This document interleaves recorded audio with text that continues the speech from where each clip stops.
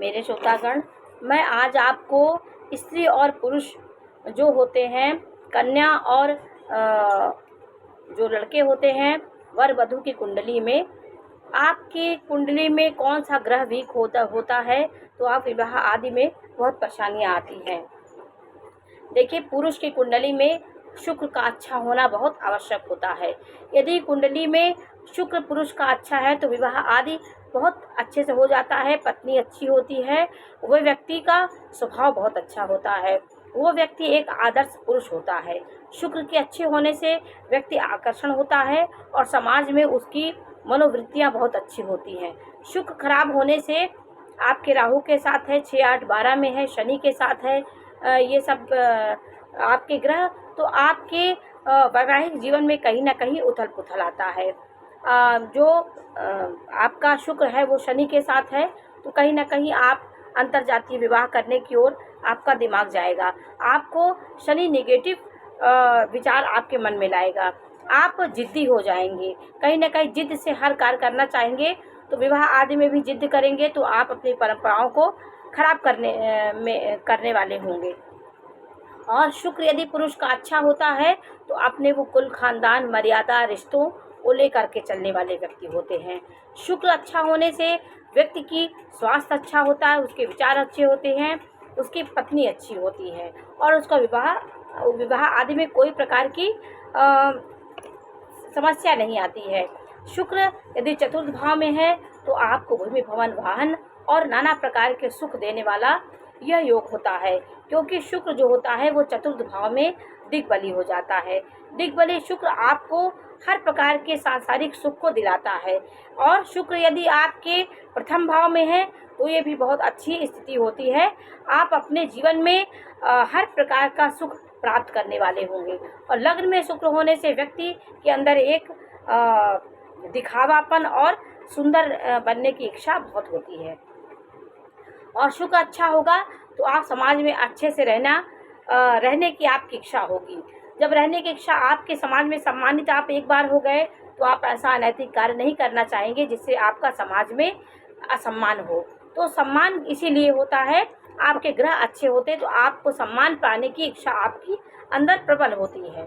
और आप सम्मान पाने के बाद आप सम्मान को खोना नहीं चाहेंगे तो आप त्याग करेंगे, तपस्या करेंगे उस चीज़ को करने के लिए। समाज में अनैतिकता आप नहीं फैलाएंगे।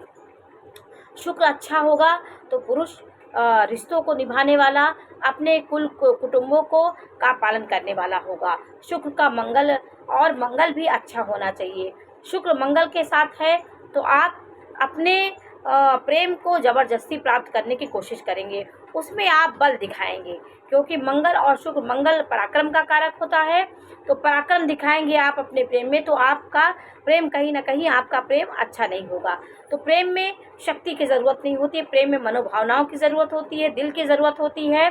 प्रेम में दिमाग का नहीं ज़रूरत होती है। और आप एक मर्यादाओं को सोच के भी आप काम करेंगे तो आपका शुक्र अच्छा होगा।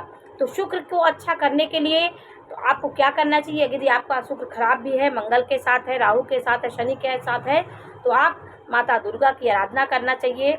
आपको दुर्गा मंदिर में जाकर पुष्प चढ़ाना चाहिए। आप अपने हाथ से सुहागिनों को श्रृंगार का सामान दे सकते हैं और खीर का दान कर सकते हैं, सफ़ेद मिठाई का दान कर सकते हैं। जितना आप मातृ शक्ति के समीप रहेंगे, मातृ शक्ति की आप आराधना करेंगे, किसी स्त्री के प्रति अच्छी भावना रखेंगे। गलत भावना रखने से पहले आप ये सोच लीजिए कि मेरा ग्रह खराब है, कि मेरा ग्रह और ख़राब हो जाएगा। तो आप मातृ शक्ति को, नारी शक्ति को शक्ति के रूप में समझने की कोशिश करिए, तो आपका शुक्र अपने आप अच्छा हो जाएगा। माता के प्रति आप अच्छे रहिए। कोई भी स्त्री आपको मिले उसे सम्मान से, जो भी वो इच्छा कर रही उसकी इच्छा पूरी कर दीजिए। कहीं भी वो समस्या में उसकी समस्याओं का आप उसकी समस्याएं सुलझा दीजिए, तो उसके मन से जो आशीर्वाद निकलेगा वो आपके शुक्र के पावर को बढ़ाएगा।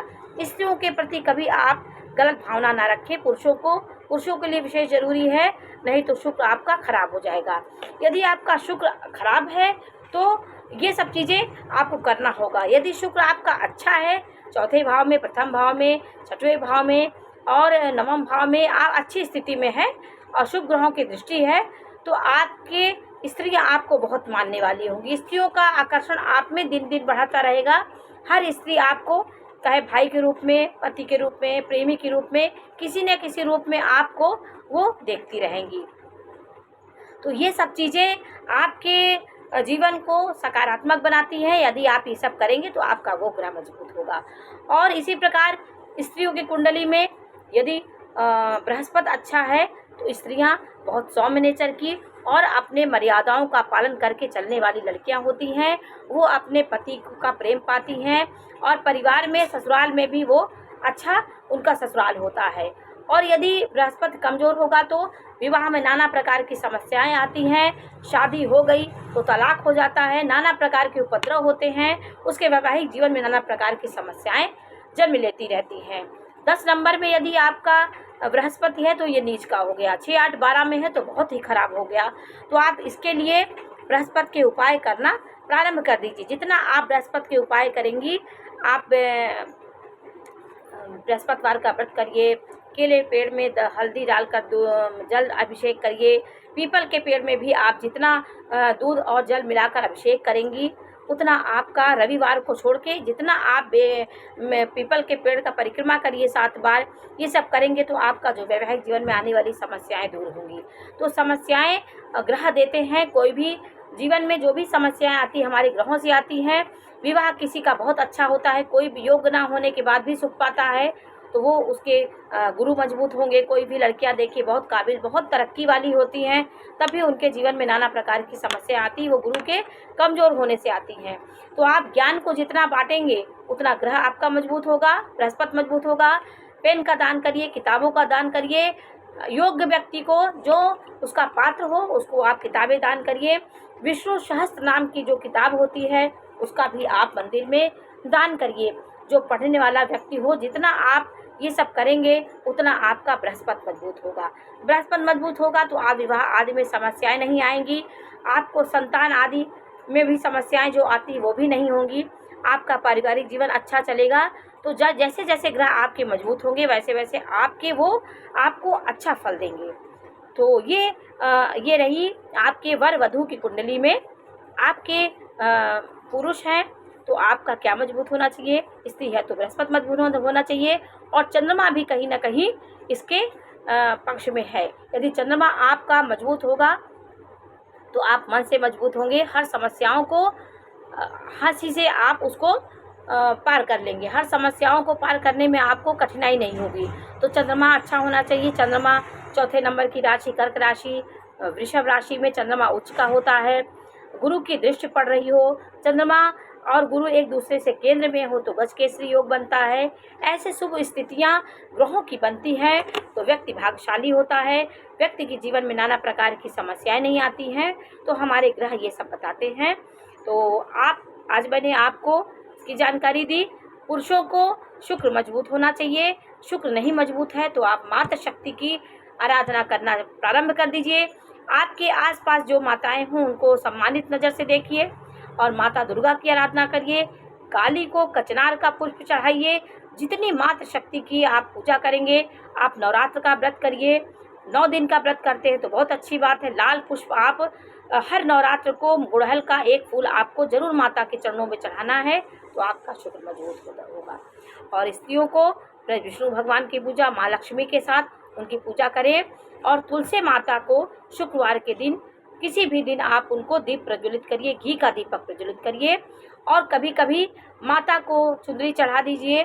चुंदरी बांध सोमवार के दिन, शुक्रवार के दिन उनको चुंदरी पहनाइए। और गंगा जल का आप अपने नाम, गोत्र का आप अपना नाम लेकर, गोत्र के नाम लेकर 7 बार अपने अंजलि से उनको, उनके जड़ में गंगा जल, उनका जल सिंचन करिए। तो ये सब समस्याएं करने से आपके जीवन में जो वैवाहिक जीवन संबंधित समस्याएं आती हैं तो ये साक्षात देवी हैं, नारी शक्ति। और ये माता वृंदा, ये पतिव्रता थी, वो तुलसी के रूप में हर घर में आज विराजमान है। तो ये सब आराधना करने से आपके जीवन में विवाह हो गया है, उसके बाद भी समस्याएं आती है, वो सब करने से आपकी समस्याएं दूर होंगी। और कन्याएं करेंगी तो उनका विवाह आदि अच्छे से होगा और उनका ससुराल अच्छा होगा। ये सब चीज़ें आप मन से और श्रद्धा से ज़रूर आपको करना चाहिए, आपको अच्छा लाभ प्राप्त होगा। आज हमने आपको इसके बारे में जानकारी दी, ग्रहों के कमजोर स्थिति होती है तो जीवन में क्या होता है, पुरुष के जीवन में क्या होता है, स्त्री जीवन में क्या होता है।